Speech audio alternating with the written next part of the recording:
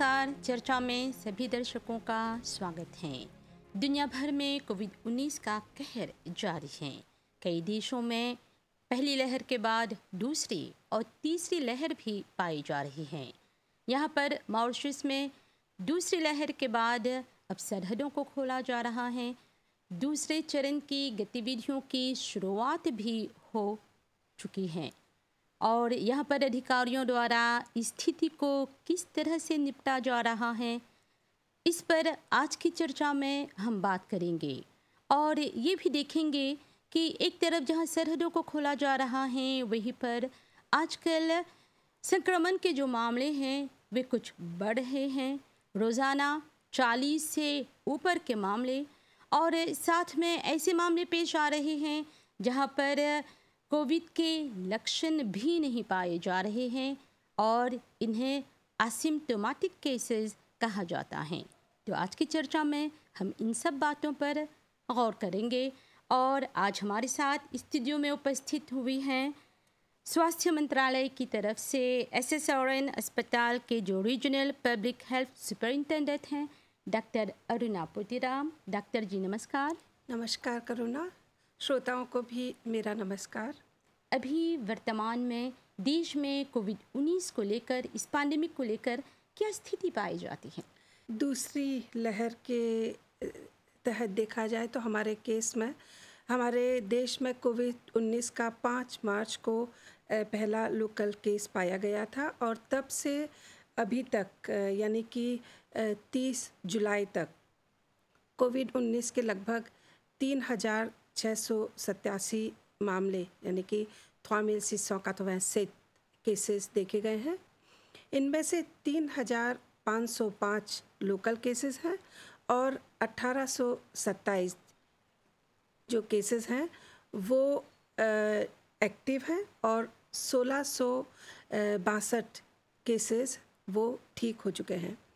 जो 1827 cases active मैंने बताया आपको, उसमें से 1819 केसेस लोकल हैं और 8 इम्पोर्टेड केसेस पाए जाते हैं। इसके अलावा 178 इम्पोर्टेड केसेस हैं और 4 लोकल केसेस जो कि क्वारंटाइन में डिटेक्ट किए गए हैं। हाँ, पर डॉक्टर जी ये देख रहे हैं कि आजकल इन दिनों ये जो संक्रमण इन्फेक्शन का जो मामला है उसमें वृद्धि देखी जा रही है, तो थोड़ा सा हमें समझाइए ऐसा क्यों है? जी हाँ,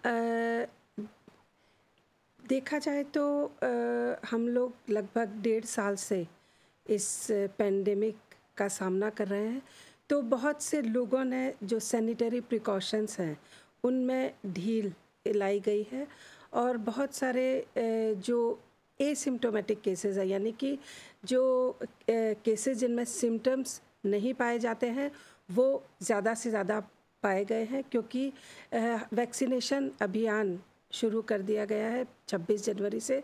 तो जब वैक्सीनेशन होता है तो लोगों को बहुत अधिक सिम्टम्स नहीं होते हैं, तो जब सिम्टम्स नहीं होते हैं तो ये लोग जाकर अपनी जांच नहीं करवाते हैं और कम्युनिटी में रहते हैं तो दूसरे लोगों को बीमारी फैल सकती है। तो एक तो सैनिटरी प्रिकॉशंस में ढील की वजह से, दूसरा वैक्सीनेशन अभियान के तहत हमें बहुत सारे ऐसे केसेस मिल रहे हैं जिनमें सिम्टम्स नहीं हैं, तो टेस्टिंग वो लोग नहीं करवा रहे हैं और उसके द्वारा बीमारी फैलती जा रही है। और फिर तीसरा है कि हमारे जो टेस्टिंग फैसिलिटीज़ हैं वो अब ज़्यादा से ज़्यादा टेस्टिंग किया जा रहा है, तो इसकी वजह से भी ज़्यादा से ज़्यादा केसेस डिटेक्ट होते जा रहे हैं। मतलब कि ये जो मामले हैं पहले से कम्युनिटी में हैं जो अब तक मतलब कि इनका पता नहीं लगाया जा पा रहा था और आजकल टेस्टिंग फैसिलिटीज़ बढ़ने से ज़्यादा से ज़्यादा लोगों के टेस्ट किए जा रहे हैं और पता भी लगाया जा रहा है। जी हाँ, एक तो टेस्टिंग फैसिलिटी भी बढ़ गई है और दूसरा जैसे मैंने आपको बताया वैक्सीनेशन, तो जब व्यक्ति वैक्सीनेटेड होता है तो उसमें कोविड-19 के हो सकता है सिम्टम्स नहीं हो, तो जब सिम्टम्स नहीं हैं तो वो जाकर जांच नहीं करवाते हैं। लेकिन ध्यान रखिएगा कि जो एसिम्प्टोमेटिक केसेस हैं वे भी बीमारी फैला सकते हैं।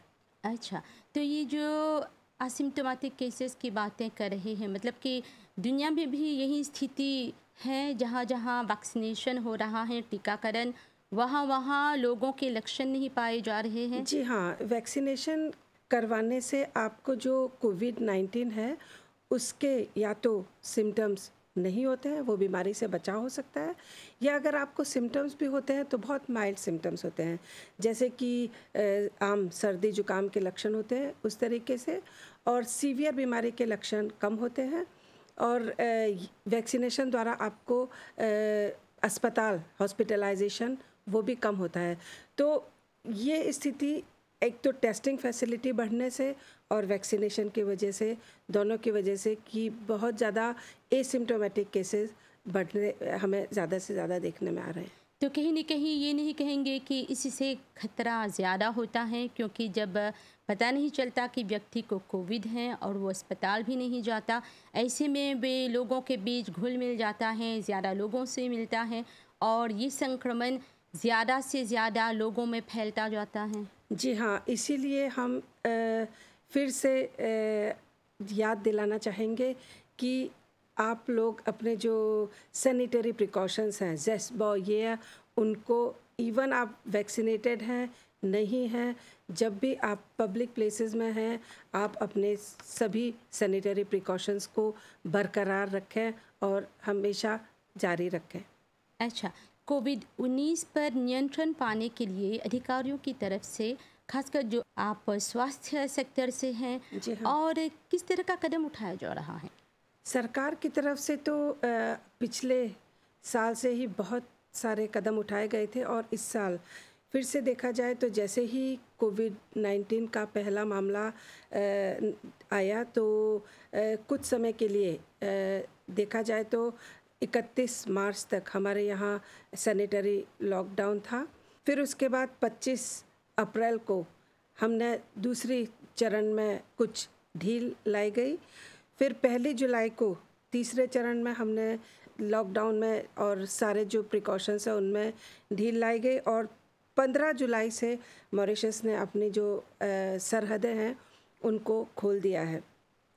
लेकिन इनके बावजूद सभी आम जनता को सलाह दी जा रही है कि सभी जो सैनिटरी प्रिकॉशंस हैं उनको वो लोग हमेशा अपनाते रहें।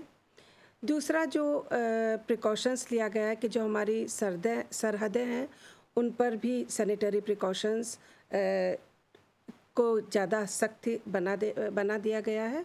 जो भी यात्री बाहर से आ रहे हैं उनको आने से पहले अपना कोविड टेस्ट कराना होता है। फिर जैसे ही वो मॉरिशस में आते हैं तो D0 उनका एयरपोर्ट पर ही टेस्ट किया जाता है। फिर उनको क्वारंटाइन में रखा जाता है, 14 दिन तक उनको क्वारंटाइन में रखा जाता है, और फिर उनके 7th डे और 14th डे पर फिर से टेस्ट किया जाता है। कम्युनिटी लेवल पर भी जैसे ही एक पॉजिटिव केस डिटेक्ट होता है तो तुरंत मंत्रालय द्वारा उसको एक स्पेशल टीम, इसको हम रैपिड रेस्पॉन्स टीम कहते हैं, उसके द्वारा ट्रीटमेंट सेंटर भेजा जाता है, और उसके जो सभी नज़दीकी के कांटेक्ट होते हैं उनको कांटेक्ट ट्रेसिंग टीम द्वारा या तो सेल्फ आइसोलेशन, अगर वो वैक्सीनेटेड हैं तो अब नए नियमों के अनुसार उनको सेल्फ आइसोलेशन की का प्रावधान है, और अगर फैसिलिटी सेल्फ आइसोलेशन की नहीं है तो उनको होटल क्वारंटाइन में 14 दिन तक रखा जाता है और उनके भी टेस्ट किए जाते हैं। और तो हमें ये बताइए, अब तक मतलब कि जो पॉजिटिव केसेस पाए गए हैं, कॉन्टैक्ट ट्रेसिंग की बदौलत उनके संपर्क में आए सभी लोगों तक पहुंचा जाता है? मंत्रालय का पूरा एक कॉन्टैक्ट ट्रेसिंग टीम है, और वो कॉन्टैक्ट ट्रेसिंग टीम जैसे ही एक पॉजिटिव केस आता है तो उनके सभी निकट के जो डायरेक्ट कॉन्टैक्ट्स होते हैं उनसे संपर्क करके, और जो हमारी स्वाबिंग टीम्स हैं उन तक भरपूर कोशिश रहती है हमारी कि जाकर उनके प्रोटोकॉल के हिसाब से D0, D7 और D14 पर उनके टेस्ट किए जाते हैं। और यहाँ तक कि हमारे जो सैनिटरी इंस्पेक्टर हैं वो लोग जो होम आइसोलेशन में हैं उन पर भी निगरानी रखते हैं कि आइसोलेशन के जो नियम हैं वो पूरी तरह से लोग लागू कर रहे हैं या नहीं। तो मंत्रालय की तरफ से पूरा प्रयास किया जाता है, लेकिन हम लोगों को भी सलाह देंगे कि उन लोगों को भी अपनी जिम्मेदारी महसूस करनी चाहिए। फिर सरकार की तरफ से वैक्सीनेशन का अभियान, जैसे कि आपको पता है 26 जनवरी से हमारे देश में वैक्सीनेशन का अभियान शुरू हो गया है और सरकार की कोशिश है कि ज़्यादा से ज़्यादा लोगों को वैक्सीनेट किया जा सके। और वैक्सीनेशन को लेकर ये भी हम कह सकते हैं कि सोमवार 2 अगस्त से पूरी जनता जो हैं वो वैक्सीनेट करा सकता है। अल्फ़ाबेटिकल ऑर्डर में वो टीकाकरण सेंटर जो है देश भर में 17 जी हाँ, टीकाकरण सेंटर हैं जहाँ पर जाकर वे लोग अपना वैक्सीनेशन करा सकते हैं। जी हाँ। और आप ज़्यादा जानकारी के लिए जो वैक्सीनेशन की हॉटलाइन है 141, उस पर कांटेक्ट करके आप ज़्यादा सलाह ले सकते हैं। और हम लोगों को सलाह देंगे कि आप ज़्यादा से ज़्यादा संख्या में जाकर वैक्सीनेशन कराएं, ताकि हम फिर से जो न्यू नॉर्मल है, नई अपने देश में जो स्थिति है, उस कोविड की जो स्थिति है उसको काबू पा सकें और जीवन शैली में फिर से जो नॉर्मल है वैसा हम आ सकें। अच्छा, तो यहाँ पर हम देखते हैं कि पहले क्वारंटीन की व्यवस्था थी और यदि लोगों पर शक किया जाता था कि वे संक्रमित हो सकते हैं तो उन्हें क्वारंटीन केंद्रों में रखा जाता था, खासकर होटलों में। पर इन दिनों जब सरहद खुलने लगी हैं और फिर से पर्यटकों का स्वागत किया जाने लगा है तो होटल फिर से काम करने लगे हैं और लोगों से सेल्फ आइसोलेशन की मांग की जा रही है। तो यहाँ पर क्या गारंटी है कि वो व्यक्ति जिससे सेल्फ आइसोलेशन की मांग की गई है कि वो इन नियमों का पालन कर रहा है खुद घर पर? जी हाँ, जैसा कि मैंने आपको बताया कि जो लोग वैक्सीनेटेड हैं 2 डोजेज़ से, यानी कि फुली वैक्सीनेटेड हैं, उन लोगों को हम सेल्फ आइसोलेशन की सलाह देते हैं। और जब हम उनको सेल्फ आइसोलेशन की सलाह देते हैं तो हम उन्हें बता देते हैं कि सेल्फ आइसोलेशन का क्या अर्थ है और उनसे क्या एक्सपेक्टेशन है। उन्हें घर पर रहना है, दूसरे लोगों से मेल मिलाप नहीं होना है। और इसके अलावा जो हमारे सैनिटरी इंस्पेक्टर्स हैं वो उनसे फ़ोन द्वारा संपर्क करते हैं ये देखने के लिए कि वो सेल्फ आइसोलेशन के नियमों को पालन कर रहे हैं या नहीं। और समय समय पर फिज़िकल विजिट्स भी, सरप्राइज़ विजिट्स की जाती हैं मंत्रालय द्वारा, ताकि ये देखा जा सके कि वो व्यक्ति सेल्फ आइसोलेशन के नियमों का पालन कर रहा है या नहीं। और ये पर्सनल व्यक्ति की खुद जिम्मेदारी भी है कि उन्हें जानना चाहिए कि आप व्यक्ति को क्वारंटाइन में भी रख सकते हैं, होटल में भी रख सकते हैं। हमने कई बार ऐसे लोग केसेस पाए हैं जहां होटल में भी क्वारंटाइन के नियमों का पालन नहीं किया जाता है।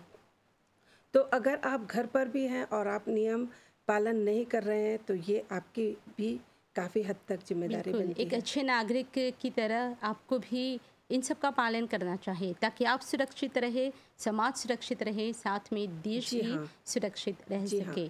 तो फिर से एसिम्प्टोमेटिक केसेस पर आते हैं, तो हमें ये बताइए इस तरह के जो मामले होते हैं तो इससे ज़्यादा खतरा होता है, ये ज़्यादा जानलेवा भी हो सकता है? जी नहीं, एसिम्प्टोमेटिक केसेस खतरनाक नहीं होते हैं, क्योंकि एसिम्प्टोमेटिक केसेस वो होते हैं जिनमें कोई सिम्टम्स ही नहीं है, पर यदि लेकिन वो व्यक्ति बीमारी को फैलाने में। जैसे कि यदि फर्ज कीजिए मुझे मुझे कोविड हुआ है जी और हाँ, मुझे पता नहीं, तो कहीं न कहीं यदि मैं अपना इलाज कराने नहीं जाती हूँ तो ये वायरस जो है भीतर ही भीतर मतलब कि इस तरह ज़्यादा नहीं ग्रसता है, ज़्यादा व्यक्ति को बीमार नहीं कर देता है? नहीं, अगर आपको लक्षण नहीं है, लेकिन अगर आप किसी भी ऐसे व्यक्ति के संपर्क में आए हैं जिसको कोविड है, तो इवन आपको अगर सिम्टम्स नहीं है तो आप अपनी जाकर जांच करवा सकते हैं। लेकिन एसिम्प्टोमेटिक केसेस के एकदम से सीवियर होकर खतरा होने की संभावना कम होती है। कभी न कभी जाकर व्यक्ति में कमज़ोरी आएगी, वो बीमार अस्वस्थ महसूस करेगा। कर भी सकते हैं और नहीं भी कर सकते हैं। अच्छा, मॉरिशस में वर्तमान में कितने वेरिएंट्स पाए जाते हैं कोविड को लेकर? हमारे देश में जो वेरिएंट है अभी B1.1.318 वेरिएंट है, और वो जो वेरिएंट है उससे ज़्यादातर माइल्ड केसेस होते हैं। वैसे दुनिया भर में कोविड के मेन जो हैं वेरिएंट्स वो 4 हैं, अल्फ़ा, बीटा, गामा और डेल्टा। लेकिन भगवान की कृपा से हमारे देश में इनमें से कोई भी खतरनाक वेरिएंट नहीं पाया गया है। और हमारे देश में अब 7 मई से सीक्वेंसिंग, जिससे हम वेरिएंट्स के बारे में जानकारी ले सकते हैं, तो उसकी सुविधा अवेलेबल है लेबोरेटरी में। हमारे देश में डेल्टा वेरिएंट के जो 15 केसेस आए थे वो इम्पोर्टेड केसेस थे। लोकल कम्युनिटी में जो वेरिएंट है, जैसे मैंने आपको बताया, वो वेरिएंट खतरनाक वेरिएंट नहीं है। तो ये जो इम्पोर्टेड डेल्टा के केसेस थे, मतलब कि कोई संभावना नहीं कि इसका फैलाव यहाँ पर हुआ है? जी नहीं, हमारे चाहे जो कर्मचारी भी, स्वास्थ्य के कर्मचारी लोग भी हो, उन लोगों ने भी सभी ज़रूरी कदम उठाया है अपनी रक्षा को लेकर।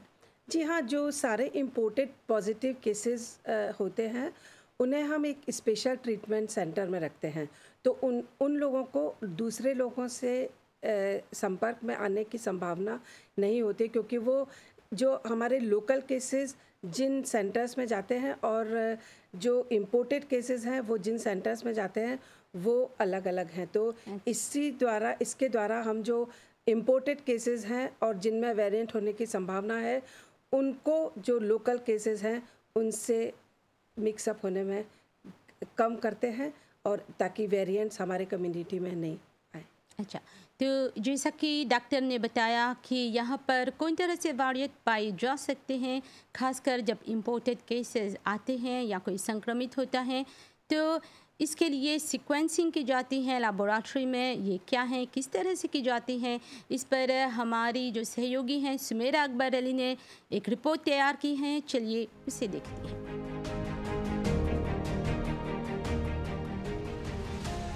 कौंदुस की विक्टोरिया अस्पताल की वायरोलॉजी प्रयोगशाला में कोविड संबंधी सभी टेस्ट किए जाते हैं, चाहे स्थानीय पीसीआर हो या इम्पोर्टेड हो। 14 लोगों की एक टीम यहाँ प्रतिदिन 2500 से अधिक परीक्षण करते हैं।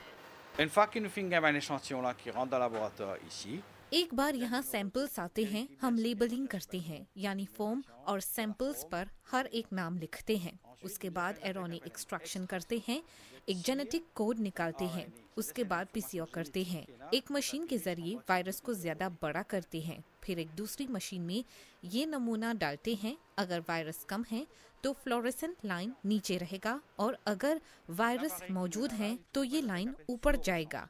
तभी हम जान पाते हैं कि टेस्ट नेगेटिव है या positive. le point de la ligne pour monter, c'est pas un virus ou la ligne plate. Là, une fois que nous gagnons la ligne qui a une courbe, donc il y a une curve qui monte, nous dit OK, il y a une détection de l'information génétique du virus. जब संक्रमित मामले होते हैं तो वैज्ञानिक और technologist उन मामलों में कोविड-19 की किस्म का अध्ययन करते हैं। इसको सीक्वेंसिंग कहते हैं। ये एक विशेष उपकरण है जो पॉजिटिव मामलों के विभिन्न वेरिएंट्स का पता लगाता है।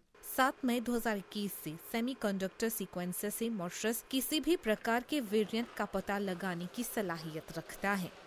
Nous basons nos sélection la quantité virus qui est dans l'échantillon. Il y en a assez beaucoup virus pour nous capables séquencer. नमूनों में महामारियों की संख्या के आधार पर चयन करते हैं। सीक्वेंसिंग के लिए बहुत से वायरस का होना जरूरी है। ये प्रक्रिया 4-5 दिनों तक चलती है। जो ही महामारी का जेनेटिक कोड मिलता है, हम उन्हें एक प्रोग्राम पर डालते हैं जो महामारी की सीक्वेंसिंग करता है। यानी वो ये दिखाता है कि फलां महामारी है, फलां वेरिएंट है या फलां म्यूटेशन है। सभी जानकारियां प्राप्त की जाती हैं। अन्य 2 प्लेटफॉर्म्स भी हैं जिन्हें एक ही प्रकार की जानकारी देनी पड़ती है। तभी हम निश्चित तरीके से पुष्टि कर पाते हैं कि किस सैंपल में कौन सा कोविड वायरस है। Nous basons là plus 2 plateformes en parallèle. Il y en a 3 plateformes qui viennent de nous mêmes informations. Là, nous sommes capables de dire avec certaineté que voilà, c'est sa lignage là qui peut circuler dans ça échantillon. अब तक Mauritius में जितने भी positive मामले दर्ज हुए हैं वे सब B.1.1.318 के हैं। प्रिंसिपल क्लिनिकल साइंटिस्ट के अनुसार ये वेरिएंट गंभीर नहीं है और आमतौर पर इसके संकेत भी नहीं है। 88 cas qui nous fait séquençage à Maurice. Là, nous avons Mauritius में 88 पॉजिटिव नमूनों की सीक्वेंसिंग कर चुके हैं। 61 स्थानीय मामले B.1.1.318 के हैं। 17 इम्पोर्टेड मामलों में 15 डेल्टा वेरिएंट और एक बेटा से संक्रमित हैं। other variants 1.1.1.318. C'est ça local qui nous est là à Maurice. n'est pas sévère. Mauritius में एंटीबॉडी न्यूट्रलाइजेशन टेस्ट यानी कोविड-19 के खिलाफ एंटीबॉडी की कारगरता का परीक्षण भी पायलट बेसिस पर किया जा रहा है। अच्छा, तो अभी आपने बताया कि ये B.1.318। अच्छा, ये जो वेरिएंट पाया जाता है मॉरिशस में, ये खतरनाक नहीं है? जी नहीं, इससे ज़्यादातर माइल्ड सिम्टम्स होते हैं, जैसे ला ग्रिप के जो सिम्टम्स होते हैं, बुखार आ सकता है, गले में खराश हो सकती है, थकान महसूस हो सकती है, जोड़ों में दर्द, शरीर में दर्द, बिल्कुल माइल्ड सिम्टम्स। और तो फिर भी एकाध मतलब कि ऐसे भी लोग रहे हैं जो इसकी वजह से जिन्होंने अपने जान गंवाई हैं? जी नहीं, इस वेरिएंट से ज़्यादातर माइल्ड केसेस होते हैं और जो जिनमें सीवियर कोविड होता है, हमारे देश में हमने ज़्यादातर ये देखा है कि जिन लोगों में दूसरी कोमोबिडिटीज़ होती हैं, जैसे कि डायबिटीज़, हाइपरटेंशन, जिनको दिल की बीमारी है, कैंसर है, किडनी डिजीज़ है, या कोई भी अलग जो कोमोबिडिटी है जिससे कि शरीर की इम्यूनिटी कम होती है, उन लोगों में सीवियर बीमारी के होने की संभावना पाई गई है। ज़्यादातर स्टैटिस्टिक्स ये बताती है कि कोमॉर्बिडिटी हो तो कोविड के सीवियर होने की संभावना ज़्यादा होती है। तो कितने ऐसे मामले पाए गए हैं मॉरिशस में अब तक जिनकी मौत का संबंध सीधे रूप से कोविड-19 से रहा है? अभी इस दूसरी वेव के दौरान केवल 9 केसेस लोकल केसेस जिनकी मृत्यु कोविड की वजह से हुई है और एक इम्पोर्टेड केस की मृत्यु कोविड की वजह से हुई है। और ऐसे ही पिछले साल भी लगभग 10 लोगों की मृत्यु कोविड के कारण से हुई थी। इसके पीछे वजह क्या रही है? मतलब कि इनकी हालत जो थी बहुत बिगड़ गई थी, या क्यों ये इन लोगों को बचाया नहीं जा सका? नहीं, इन लोगों को कोविड के साथ साथ अन्य बीमारियां भी थी और जो केसेस थे ज़्यादातर वैक्सीनेटेड नहीं थे, तो उनमें इन्फेक्शन सीवियर होने की संभावना ज़्यादा होती है और मृत्यु की दर भी ज़्यादा रहती है। और अभी हमारे यहाँ ये इन्फेक्शन की क्या रेट पाई जाती हैं? नहीं, अभी आप देखा जाए तो हमारे देश में बहुत सारे लोग संक्रमित पाए जाते हैं। संख्या देखी जाए तो पिछले साल की तुलना में बहुत ज़्यादा है। आप देखें तो 5 मार्च से 30 जुलाई तक, जैसे मैंने आपको पहले बताया, 3687 केसेस पाए गए हैं, लेकिन हमने बताया कि मृत्यु दर केवल 10 यानी कि 0.3% फर्टिलिटी रेट। इसी तरह हम अगर गलत वर्ष में देखें तो जो 18 मार्च से और 26 अप्रैल तक लगभग 332 केसेस पाए गए थे और उनमें मृत्यु 10 लोगों की हुई थी, यानी कि 3% मृत्यु दर थी। तो देखा जाए तो इन्फेक्टिविटी और ट्रांसमिशन की रेट तो बहुत ज़्यादा है, बहुत सारे मामले हैं, लेकिन वो ज़्यादातर जैसे मैंने आपको बताया कि माइल्ड और एसिम्प्टोमेटिक ज़्यादा पाए गए। हाँ, तो यहाँ पर स्वास्थ्य मंत्रालय के आंकड़ों के अनुसार 0.31% की इन्फेक्शन रेट हैं, मतलब कि आबादी की ये रेट जो है संक्रमित रही हैं। तो हमें बताइए कि ये चिंताजनक है, अलार्मिंग है? देखिए, वायरस तो सर्कुलेट हो रहा है हमारे देश में। जब तक हम प्रिकॉशंस नहीं लेंगे, जब तक ज़्यादा से ज़्यादा लोग वैक्सीनेट नहीं होंगे, तब तक वायरस सर्कुलेट होता रहेगा और जितने ज़्यादा से ज़्यादा लोग इन्फेक्ट होते रहेंगे, उतने ज़्यादा वायरस को म्यूटेट होकर वेरिएंट होने की संभावना ज़्यादा होती रहती है। तो अगर वायरस चेंज होता रहता है तो फिर वैक्सीनेशन की जो एफिकेसी है वो भी कम होती जाती है। तो प्रिकॉशंस चिंता का विषय तो तब तक बना रहेगा जब तक प्रिकॉशंस नहीं लिए जाएंगे और वैक्सीनेशन की दर नहीं बढ़ाई जाएगी।